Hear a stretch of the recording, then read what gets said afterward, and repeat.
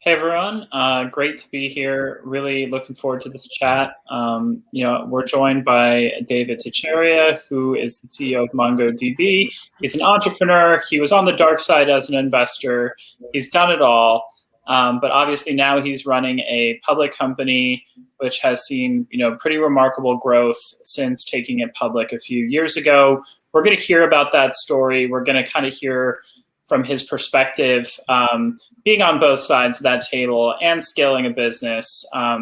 So I think, Dave, if you want to maybe give us the career highlights from your perspective, obviously, I think a lot of our audience knows MongoDB. They may not know your venture history or that you were an entrepreneur before that. So, why don't you give us maybe that short highlight?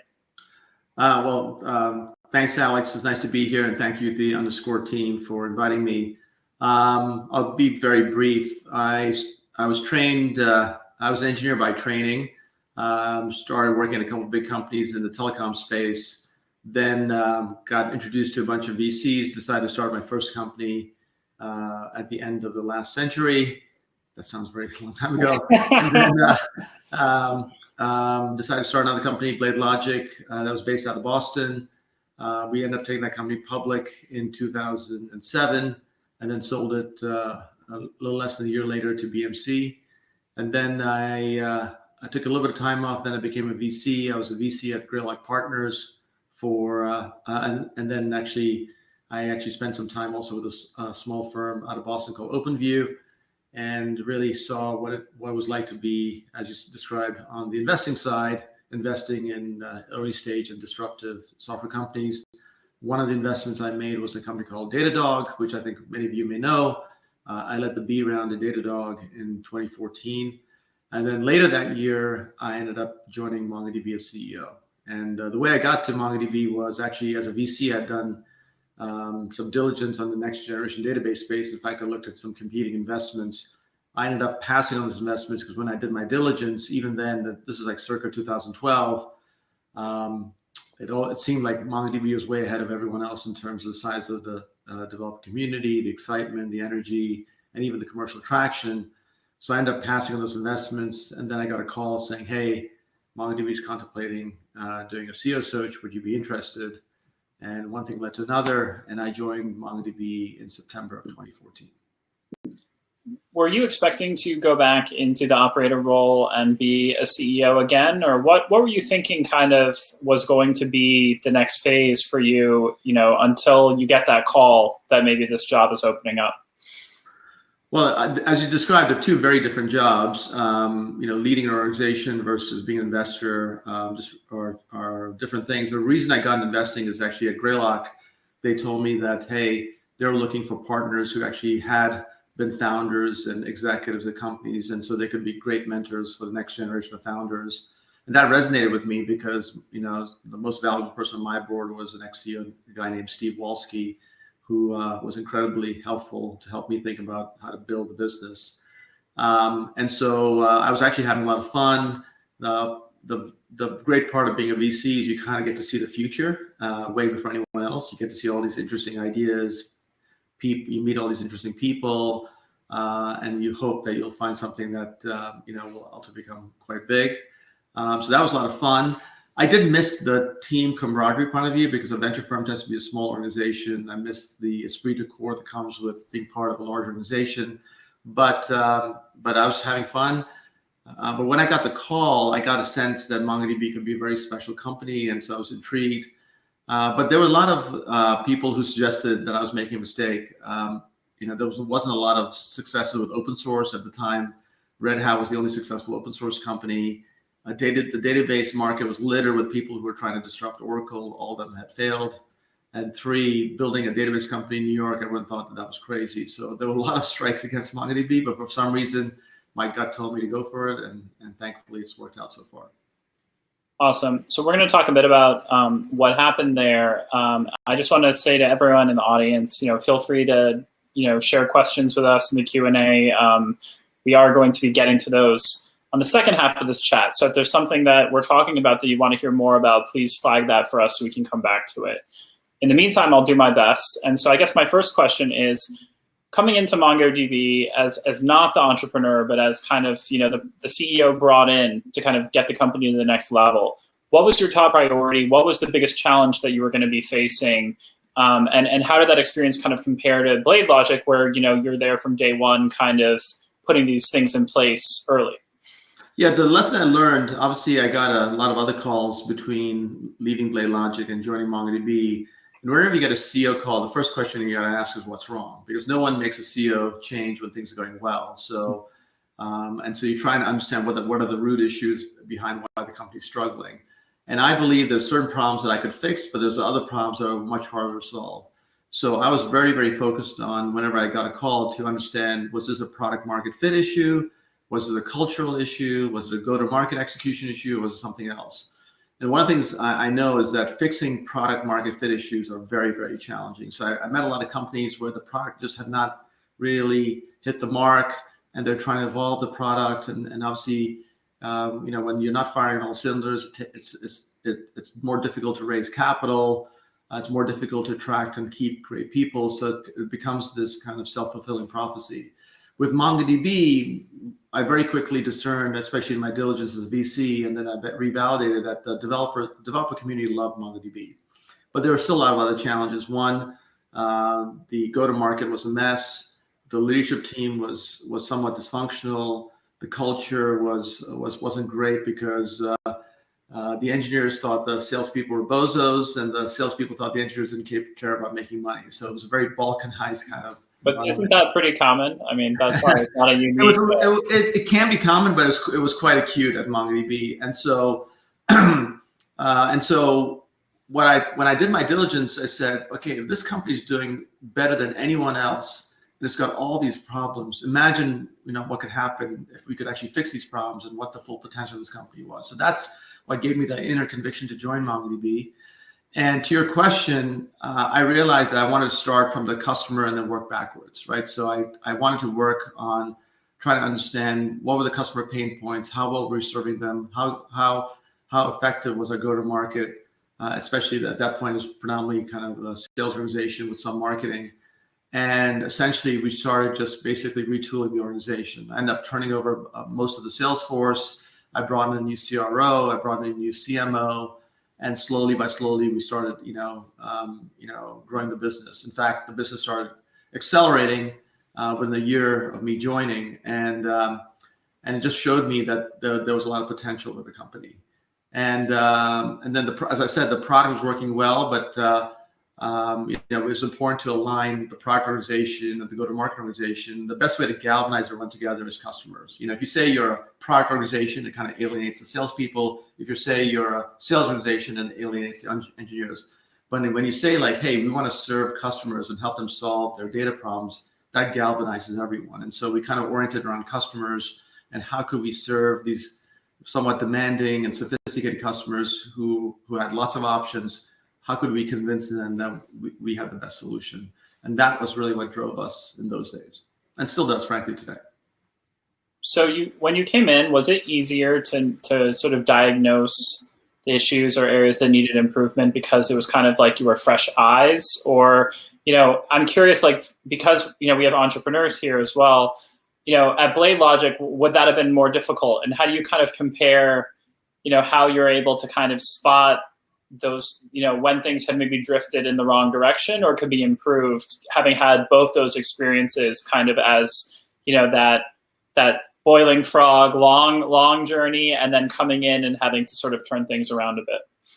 Yeah, so I would say it definitely helped, having the Blade Logic experience, because I saw what, good looked like. I saw a high-performing engineering organization. I saw a high-performing sales organization. And so that context definitely helped me to assess the organization, the MongoDB organization. And but you're right, like when you're not the founder, not been there from day one, you don't know where all the bodies are buried. You don't have the appreciation of having all that institutional knowledge about why were certain decisions made, and in what order.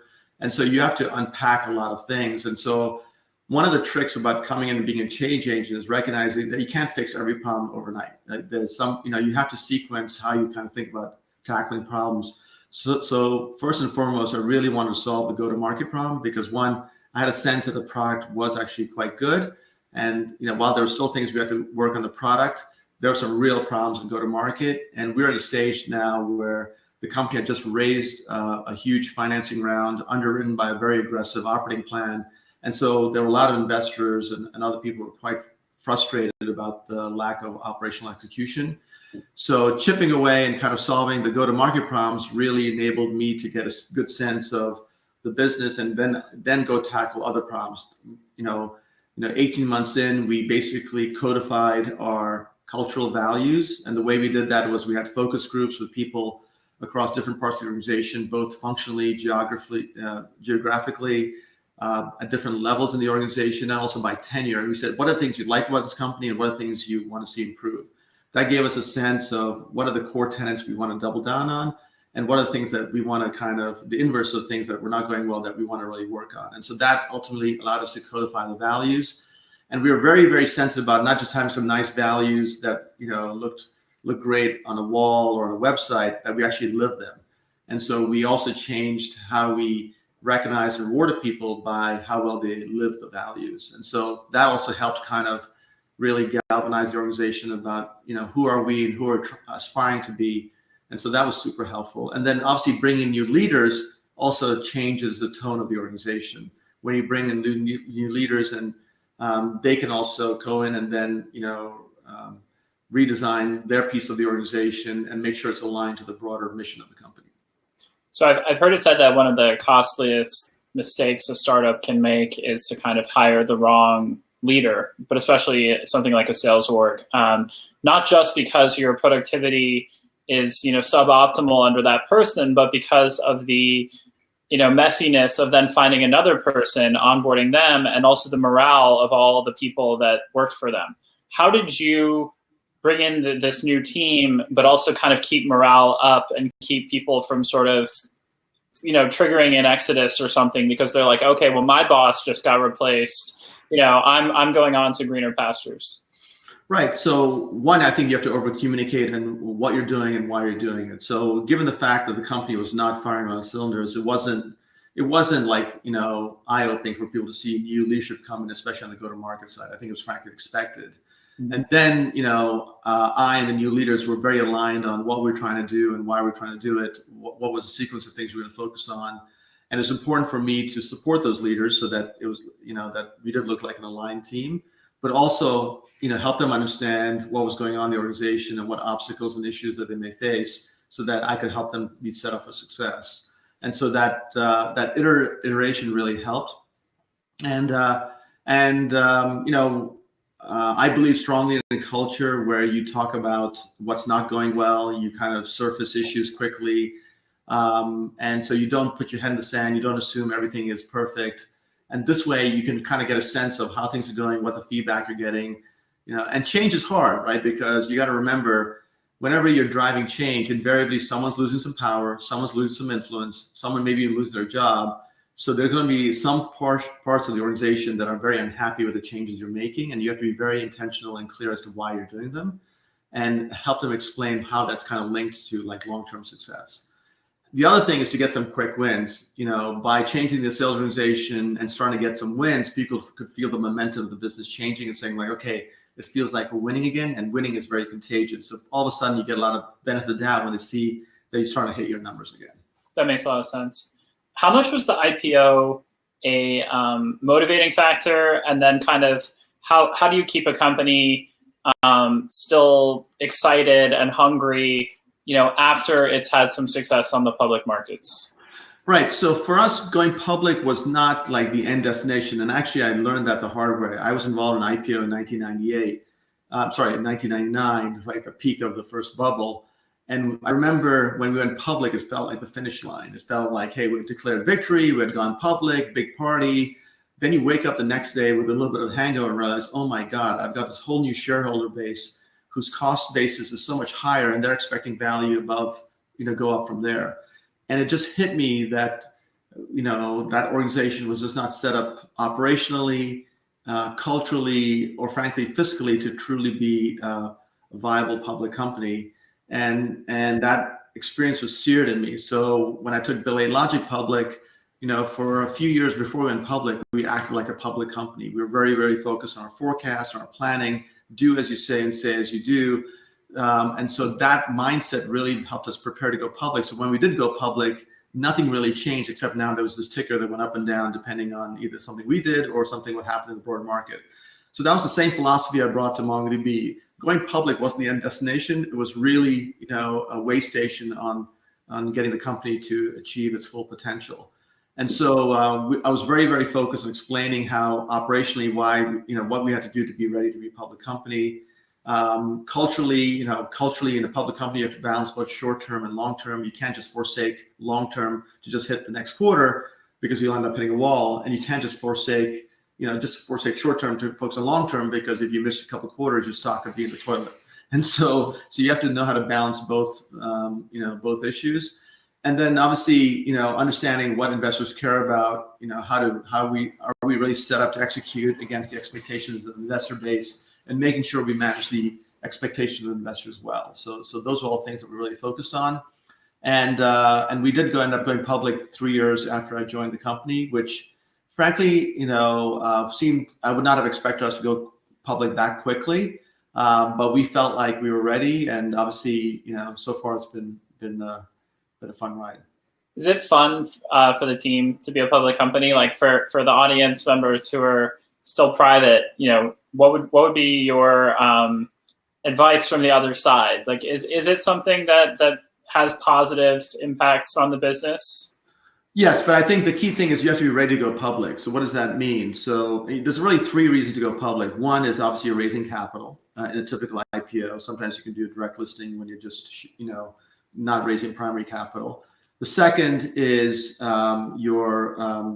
a branding event. So it's a kind of coming out party. That's really interesting because on a customer's mind, you actually look smarter when you go public. Like customers say, hey, if this company, had the wherewithal to go public, they must be doing something right. So you almost see yourself moving from the kiddie table in the dining room to the adult table, where you're treated more seriously, you're given the benefit of the doubt, and deals actually get bigger and they close more quickly. And then the third thing, which is also important, is you also offer a chance for your employees and investors to get some liquidity. So for people who've been there a long time, allows them to kind of, realize some of the value that they've created. So all 3 things are important. And but again, I was very, very clear and explained to them that, for us not to obsess about the stock price, because stock will go up and down, sometimes totally unrelated to, what's happening in our business. And if you track our stock, even though we priced at 24 and now we're trading somewhere a little north of $300, so on face value, it looks like we had a great run. The ride's been very choppy. It's been very volatile. There's days we've gone up, a lot, and there's days we've come down a lot. And so and you keep, helping people understand that, there's that old saying, the stock market in the short term is a popularity contest. In the long term, it's really measuring the true intrinsic value of business. So we just try and get people to focus on the fact that, worry about the things you can control and don't worry about the things you can't. Yeah, I'm reminded of, I was speaking recently to the investor Alfred Lin at Sequoia, and he was telling me that he was speaking to Brian Chesky at Airbnb after their first day as a public company. And, Brian had just gone on national TV and basically said, yeah, I don't understand our valuation either. Alfred, was kind of, I think, politely telling him not to say stuff like that. And his advice was, you're never as good or as bad as blank. That could be your share price. It could be what investors say about you. It could be what the press says about you. And I thought that was really interesting advice. And it made me think of something you said about bad news and sort of how you get honest feedback and information. So could you talk a little bit about just sort of how you cut through maybe the flattery or the avoidance of bad news, kind of the same way that Alfred, I think, was saying to Brian, find that middle truth and not, the extremes.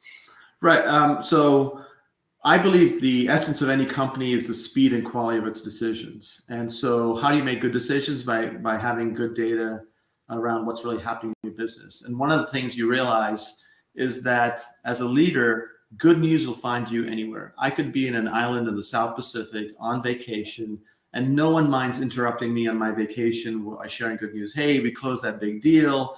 hey, we hired that rock star engineer. Hey, we got that partner signed on, blah, blah, blah, blah, blah. Good news will find me anywhere. Bad news is something I really need to go look for. And the higher you are in the organization, the longer it takes to get to you. So whenever I see or hear bad news, I automatically assume two things. One, I'm the last to know. And two, it's far worse than what people are telling me. And the reason I assume it's far worse, because what's interesting is information gets filtered as it's sent up the food chain. So I'll give you an example. Say you have a bad customer situation, the product's not working, the customer's really angry, they're threatening to throw you out. The rep goes to his manager, oh my God, this is an effing disaster. And how that seeps up the organization, ultimately I'll get a message saying, hey Dave, we're having a slight problem at this company. And it's so easy to inoculate yourself from bad news. You say, oh, okay, it just seems like the team's on top of it. So the job of a leader is to really understand, okay, what do you mean something's happening? Can you explain? And whenever you hear bad news, just start peeling back the end. You'll dig deeper and deeper. invariably, the situation is far worse than what you originally heard. And then actually, you can, then you realize what the gravity of the situation is. Then you obviously have a proportional response. And I find many leaders get caught flat-footed because they think nothing's going awry. And all of a sudden they hear that this customer churned, or the product's not working, or you lost that key employee, when that information was right there. So I encourage people, and the challenge is as you get bigger, you can't be in every meeting, you can't be involved in every decision. So you have to start sampling across the organization about what's going on. And as soon as you see or smell or hear something bad, stop and start peeling back the onion. And invariably, you get the heart of the issue. Now, what's really important to create a culture where you do share bad news quickly is to reward people for doing so. You cannot shoot the messenger. You have to thank people for telling you straight. And what happens is that when people feel like, hey, people actually want to hear bad news, you engender more trust, because with bad news, you can take action. So it's actionable. People feel like, hey, this company is actually listening and they're actually taking action. Invariably, when you see other companies where people get frustrated, they feel like this is not working, but no one seems to be caring. No one seems to be paying attention. That's when employees get frustrated. So the degree to which you can, encourage people to surface bad news quickly, you can actually do something about it and solve the problem that much more quickly. So the cycle time between knowing there's a problem and acting on the problem, it's important to keep that cycle time as short as possible. Is there any pattern or practice that you have developed to kind of force yourself to do those check-ins, or kind of have some structure to how you might sample? It makes me think of archaeology, where you dig a trench in the ground and you hope to find a sliver of a building, and then you know that the rest of the building is underground on either side. But there has to be some method to how you dig the trench, right? Otherwise, you'd just be digging holes everywhere and people would think you're crazy. Yeah, I think one, you really have to listen well. I think you have to be open and be someone who's viewed as open to getting tough feedback. That you're not just going to, as I said, shoot the messenger or react in just a negative way. Because if you do that, you're basically disincentivizing anyone to tell you, share with you bad news. And three, then you actually do something. And one of the things I've also realized is that whenever you hear about the bad news and you don't do something about it, then the problem is not that person or that thing. The problem's not become you, because the onus is on you to actually take action.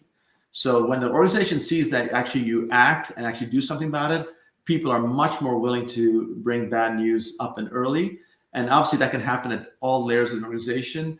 And invariably, whenever you do a postmortem on something that went terribly awry, all the telltale signs were already there that people knew something was wrong, but just no one either had the courage to share the bad news, or people are expecting someone else to act because they didn't know who actually should act on it. So it's incumbent on one of the leaders to really create an environment where people act, identify and act on bad news as fast as possible. I'm curious, given that you advise other companies as well, you obviously are a board member at Datadog. Have you been able to export some of what you learn to help other people, or does everyone have to kind of to some degree figure this out the hard way themselves? How do you kind of how does your experience translate to the companies that you're advising? And I'm curious if you see the same mistakes getting made everywhere, or something like that. Well, one of the things I think that has served me well, and that's something I look for in CEOs of boards that I'm asked to join, is how do they view their trade craft? And I find the best leaders are people who always view themselves as students of the game, not a master of the game. They don't feel like they've mastered their tradecraft. And even though I've been doing this for a long time, I always feel like I have more to learn. And I think that mindset is really healthy because it forces you to constantly be seeking input, seeking advice, being a good listener, understanding what's going on, taking input from others. Not that you have to, agree with everything everyone tells you, but the fact that you take on that input, you can then, diagnose and synthesize what's relevant, what's not. The executives who get into trouble are the people who think they're masters of the game, not students of the game, because they think they have all the answers, and they stop listening, they stop learning, and then they hit a wall. And so when I talk to CEOs of boards and potentially joining, I try and assess how good of a student of the game they are. And I recognize that I'm going to have a point of view. I'm going to share that point of view. All I ask for that CEO is to listen to me. Now, they may end up disagreeing with me, and they can tell me why, and I don't take personal offense, but I just want to know that I'll be listened to. I was on one board where it was clear the CEO was not, taking a lot of input. He was always, selling me on an idea versus trying to get my opinion on an idea. And actually that, ended up being my worst board experience. So that's one of the things I really look for. And I've been fortunate enough to be involved in companies like AppDynamics, Datadog, and a few others where I've worked with great entrepreneurs and CEOs who also espouse that belief. Got it. One more question there, and then I will hit a couple from the audience a little early since we have a few. What is the healthiest way for a CEO to leverage their board for help? And sort of how do you have a productive relationship there since you are on both sides of that table regularly? Yeah, I mean, if you're a seasoned board member and you hear a CEO tell you that everything's going well and we're firing on all cylinders and everything's going up and to the right, the first reaction that seasoned board member have is either this person doesn't know what they don't know or they're lying to me. Because even in the best run companies, there's always something going awry, some personnel issues, some product issues, some distribution issues, something's going wrong. So what I realized is that one of the things I believe is vulnerability is a strength, not a weakness. So my philosophy is sharing bad news early. I never want to surprise my board with bad news. It does a couple things. One, they quickly know that I'll share with them everything. I'll be very transparent, so they don't have to worry about am I hiding anything. And two, they're much more motivated to help me because, by definition, I'm surfacing a problem, and now they're kind of in the boat with me to try and help me solve that problem. So it creates a much more healthy, candid, and trusted relationship. I found, CEOs sometimes who try and always spin the ball or try and portray things are better than they are. You find that the board members don't always trust them. The board members try and do their own diagnosis of what the heck is really happening in this company. And it just creates a very weird relationship. I think life is too short, especially in a fast-growing, tech company. You don't have time to play games with your board. You want them to be partners with you. And the more open you are about what's going on, I think the more trusted and authentic a relationship you build. Got it. Okay, I'm going to hit a couple questions on at least on the history side, and then we have a couple questions about kind of more the technology side and sort of where Mongo is going, how you see that the ecosystem playing out, which I think we can definitely get to as well. First, on the history side, what this is from John Purcell. I'm going to just sort of re-summarize for everyone. What changed from your perception of what you would need to be focused on and would the problems that would need to be tackled would be at Mongo versus actually getting in there, seeing what's going on? Did your priorities shift a lot, or what was sort of the experience actually getting in there? Yeah, so I would say I definitely realized that the company was not firing on all cylinders, otherwise they wouldn't be doing a CEO search.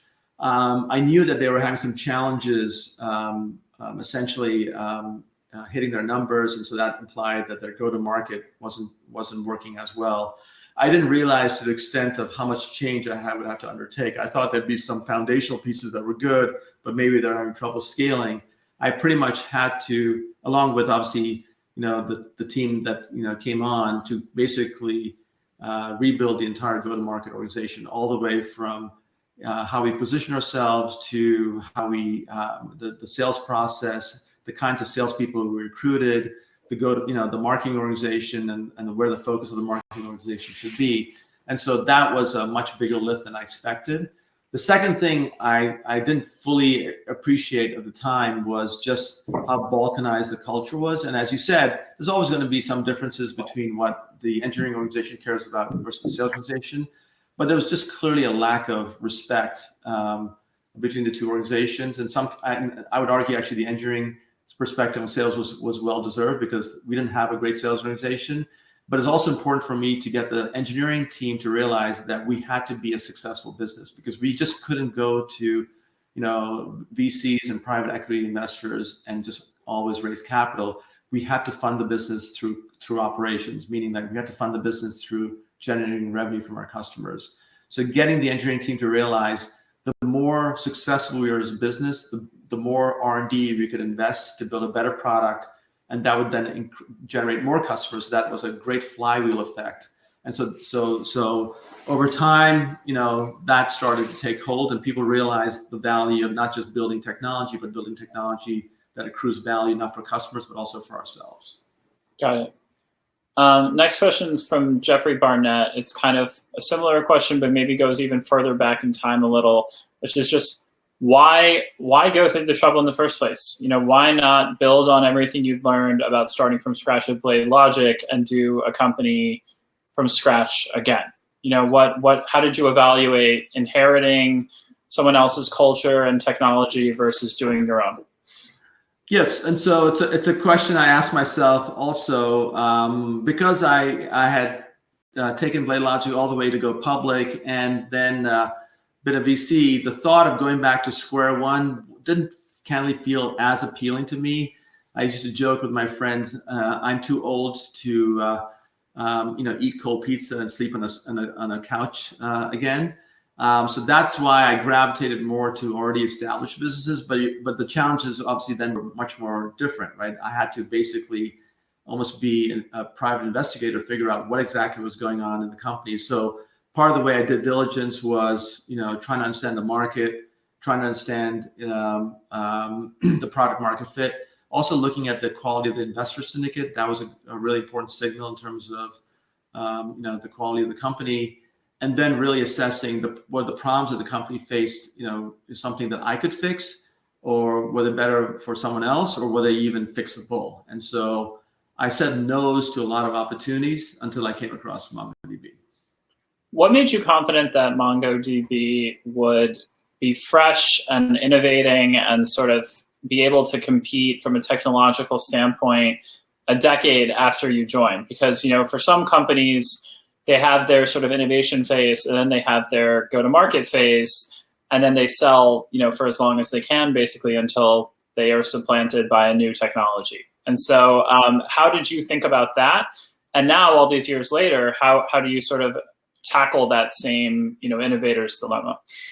Right. So one of the big differences with the Blade Logic's market and MongoDB's market is far bigger. So this market is, frankly, I would argue, probably the biggest market in enterprise software. So that gives you a lot of time. Second, raising capital, in this era is so much easier and so much cheaper than when I started Blade Logic. I raised my first round of financing at Blade Logic 5 days before 9/11. And I raised $29 million in total, and I had $7 million in the bank when we filed our S1. So we didn't have a lot of capital, and we were fortunate to be able to get customers to help, help us generate cash to invest in the business. But a product like MongoDB requires a lot of capital. So we raised, close to $300 million as a private company. And then we obviously raised money as the IPO. And then we've done some debt financing. So we've raised a lot more capital, which is necessary to build as big a product and as ambitious a product as we are doing at MongoDB. So that's one of the things that's changed dramatically here. And I would say, that's why we feel like we're well set up for success, because it's a massive market. We're just scratching the surface. We've got amazing developer traction. We're roughly a 700 million run rate business. and we're growing very, very fast. So we feel quite bullish about our future. What is the state of the technological landscape that you're in? Like at a high level for folks who may be customers or thinking about being customers, we have one person in the audience who's saying, how do I differentiate between you and Snowflake? What would be kind of the high level state of this ecosystem? Yeah, so unfortunately, the data space, there's a lot of players in the space. So someone who's not in the space every day can totally get confused. So first and foremost, we are an application data platform. Our primary user is the developer. Since you referenced Snowflake, if you read Snowflake's S1, they never use the word developer in their S1. They're focused on the business analyst, the data analyst, or the data scientist. And so that's, so we're very complementary. They're focused on the data warehouse. We're focused on enabling developers to build great applications on our platform. So that's one big difference. I would say in general, our competition comes in three flavors. One is the incumbents, people like Oracle and SQL Server. That's the incumbent technology that's been around for decades. The second category is the other modern startups. Some people call them the NoSQL startups. And we're significantly larger and growing faster than any of those companies. So we've kind of won that space. And the third category is the hyperscale vendors who have their own database cloud offerings that competes with our product called Atlas. And most of those are built on a relational kind of back end. And so we believe, we're well positioned because the relational database has fundamentally two big challenges. One, the data model is not easy to work with. And two, they're not designed for scalability. And MongoDB addresses both. And so what that means is that using MongoDB, customers can innovate that much more quickly than any other platform, and they can do it at a scale that's never seen before. So when you think about the most scalable applications, the most complex applications, many of those run on MongoDB. In fact, Coinbase went public today, and a big part of Coinbase's infrastructure runs on MongoDB. Got it. How does MongoDB slot in with newer technology, maybe from the startups that our audience, is peers with or friends with? Do you all plug into sort of a new stack that you would recommend? For someone like Ayodele in the audience who's trying to choose a data lake, it sounds to me like they're trying to figure out a broader data architecture, and so knowing sort of how Mongo slots in alongside some of these other newer technologies might be helpful too. Yeah, so obviously we're a good participant in the new tech stack ecosystem, whether it's the MERN stack or there's a whole bunch of other acronyms out there. I won't bore the audience with all the techno jargon, but we work with, the developer community, by the way, is not this one large homogenous community.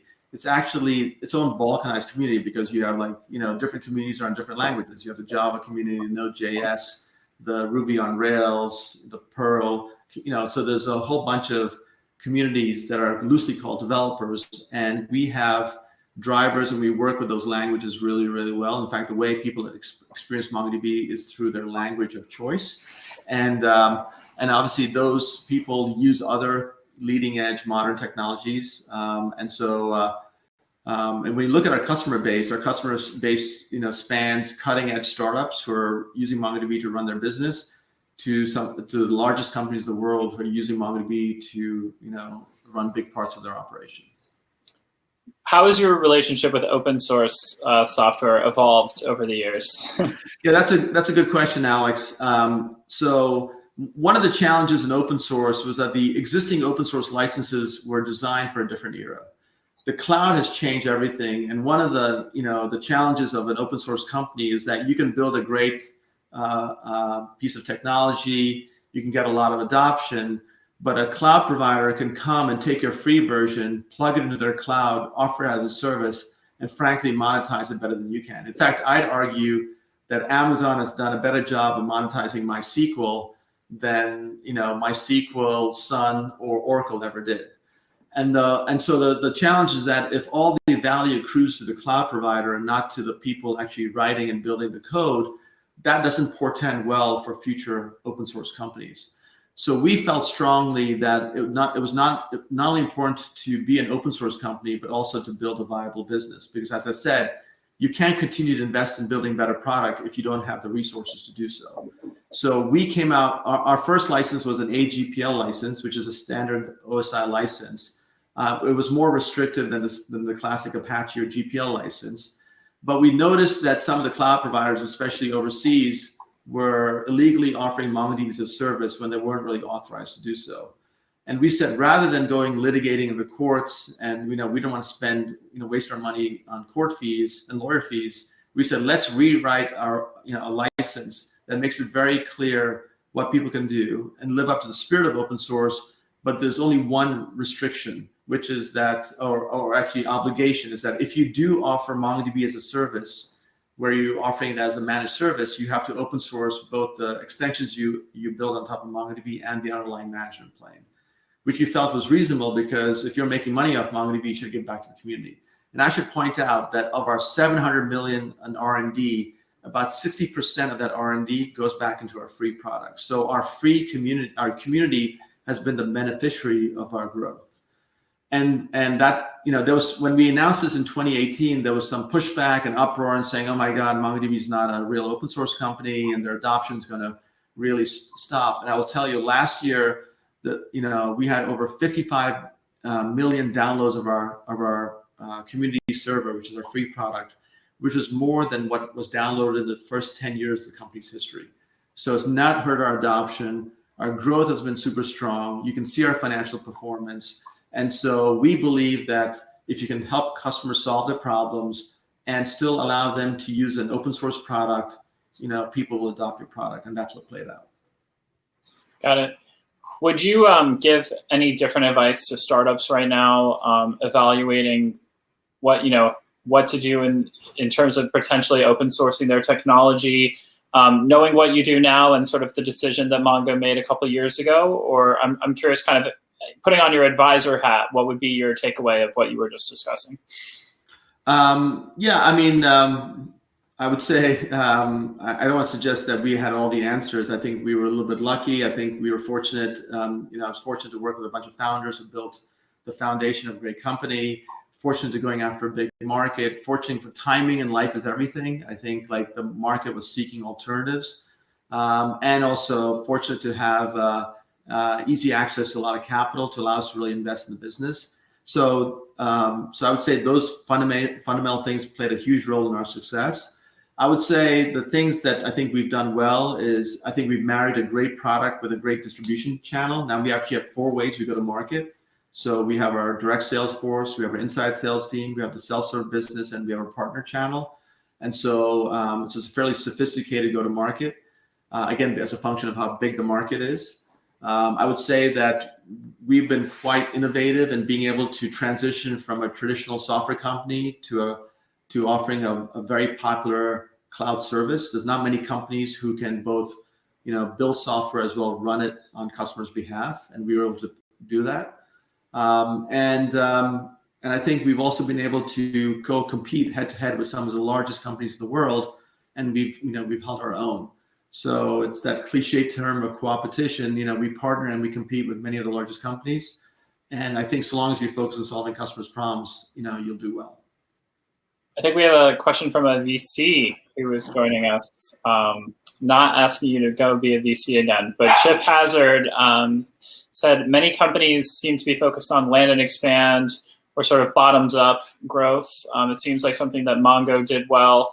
Do you have any sort of tips or any tricks to kind of how to successfully take that approach to sales versus, maybe the historical, top down?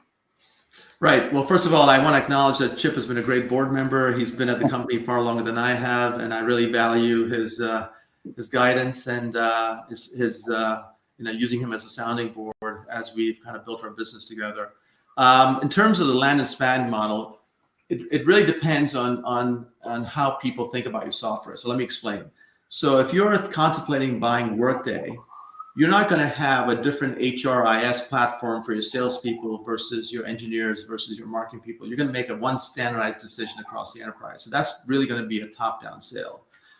Similarly, if you're, say, buying a expense management system, you're going to make that one standardized decision across the entire organization. In the database world, especially in the infrastructure world, decisions are a combination of bottoms up and top down.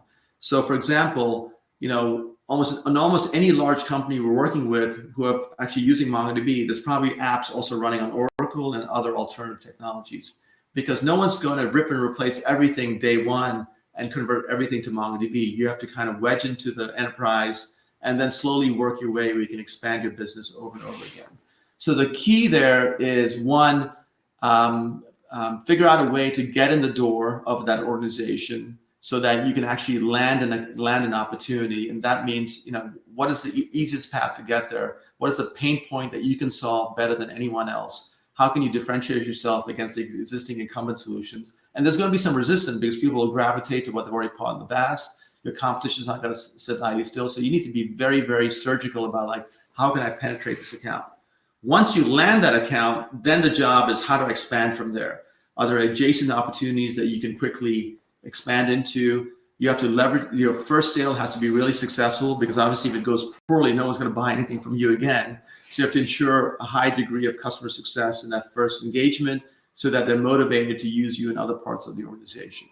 And then you go from there. And then as you kind of continue to have success, then you can go up and you get elevated to higher levels of the organization, because now you're viewed as more of a strategic platform versus just another piece of technology deployed in the enterprise. And then you can have more strategic conversations about becoming the de facto standard or the explicit standard in the organization, which means that developers don't need permission to use you.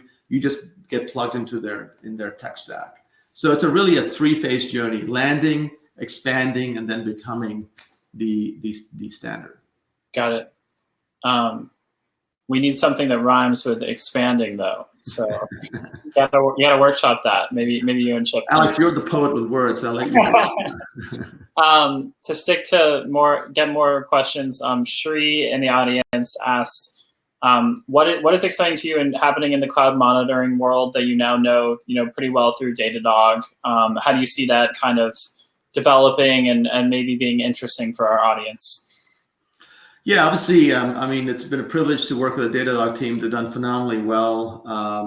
As I said, I made that investment about 6 months before joining MongoDB, and the company was actually has grown incredibly fast. And so Olivia Pommel and the leadership team have just done a phenomenal job. I think what you're seeing in that space is Datadog is really expanding from a single product company to a multi-product platform. They actually, I believe, now have 10 different product sets. They first started in basic monitoring, and they've expanded into APM. They've expanded to logs. They're now expanding to security. They've done most of it through organic development, but they've also made some acquisitions. So I think what's happening there is the market's consolidating. And I spend a lot of time in the systems management space, and what I see is that with every era of computing, there ends up being a new management platform. So in the mainframe world, you had BMC and CA. In the client server world, you had things like Tivoli. In the first generation internet, you had companies like BladeLogic and Opsware. And now in this cloud world, you have companies like Datadog and New Relic and so on and so forth. So it makes complete sense. And so I think Datadog is well positioned. I think there'll be the classic debate between platform and best of breed in this space. There will be some point tools that are so good that they'll be able to make a living just being a point tool. But I think the market will gravitate to more integrated platforms where they can get one single solution set. What's interesting is that the computing platforms per se were never actually win in the management game, because by definition in the mainframe world, IBM would only build tools for IBM, but they wouldn't build tools for like Amdahl or any other alternative. Same in the client server world. Microsoft and Sun would only build tools for their platform. They wouldn't build tools. So I think in management, you need to have a heterogeneous kind of focus. That's how you really win. And the fact that Datadog actually has customers across all the different cloud providers and serves them all equally well is something that allows them to win. One question that I'm worried is going to get a little technical, so let's keep it at the high level. What do you have any thoughts on graph databases and sort of what is innovation happening in the database side of the world? Yeah, so there's obviously there's different types of databases. for different use cases. But I think there's a diminishing return for a customer to keep using a net new database for every net new use case, because there's more technologies for them to learn, more interfaces for them to understand, more data in different silos that they have to figure out how to integrate and synthesize and even back up. And so what we hear loudly from customers is they rather have, one or two options versus 10 or 15 options. And because it's just the management cost and the tax of supporting all these different platforms is very high, and it frankly propagates the same problems they have in their own data center, because they just put data in more and more silos. So people much prefer to have one integrated platform, or maybe two, versus all these point solutions. So we've embedded Graph into our capabilities. And then again, here's the classic, platform versus best of breed. And so you'll definitely, because the market's so big, some of these point vendors will still get customers, but we think the long-term winners are the ones who can offer a more comprehensive general purpose solution for customers. Got it. Then one of our hosts at Underscore, Michael, wants to know, what would be the number one thing you would ask entrepreneurs in the audience to think about to make their businesses last or be enduring businesses? So the first and foremost is how big is the market you're going after, because I think there's a direct correlation between market size and outcomes. You can have a great product and a great team, but if the market's small, then that's going to limit your outcome. The second thing is obviously product market fit, in terms of how compelling is the product market fit and what evidence is there associated with how strong your product market fit is. And the third one is, what kind of distribution model are you putting in place to go out there and capture customers efficiently and effectively, and be able to do it consistently quarter in, quarter out as you grow. And that's easier said than done. And ultimately it comes down to, I would say, the leadership team. Do you believe in this team's ability to scale? I believe that as companies grow quickly, not everyone can scale at the same rate. So you have to have a leadership team that knows how to kind of evaluate people and be able to ensure that they're building the operational rigor to scale a business for the long term. What motivates you the most, having been an entrepreneur and CEO for a long time now, and kind of reaching a lot, I'd say enough scale at Mongo that theoretically you could walk away with a strong legacy. So what keeps you still grinding and, excited to be, in the trenches still? Yeah, my wife asks me that same question sometimes. I would say this, actually, this question came up just recently in a conversation I had with a colleague of mine this morning. What motivates me is, I think about the people we're hiring. I think about them walking down the street in some city, say 10 years from now. They're maybe with their partner, their friend, or even their child, and they're walking by and they see a MongoDB sign on the building, and that person looks at them and says, "Hey, you were there in the early days of MongoDB. How was it?" And the gleam in that person's eye, in terms of, oh my God, the experiences I gained, the skills I learned, the people I met, it was experience of a lifetime, and all those learnings I will take with me forever. It was truly an inflection point in my career. That's the kind of company I want MongoDB to be, and that's the place. And I genuinely believe, I'm not necessarily sure that I'm the right person to be here at the lead, the head of the company long term. And I believe a hallmark of leadership is that you leave a strong foundation, where when you leave, the company is still going well. Now, I'm not suggesting I'm leaving anytime soon, but I think many leaders say, "Hey, it was great when I was there, but when I left, things fell apart." Well, that's not a sign of a good leader. The sign of good leaders is that they really, put the foundation in place, that the company continues to scale and grow and perform well, even when you've left the organization. Yeah, another hot topic these days seems to be mental health for entrepreneurs, and sort of having a healthy mindset in what can be, I think, a very lonely and difficult job.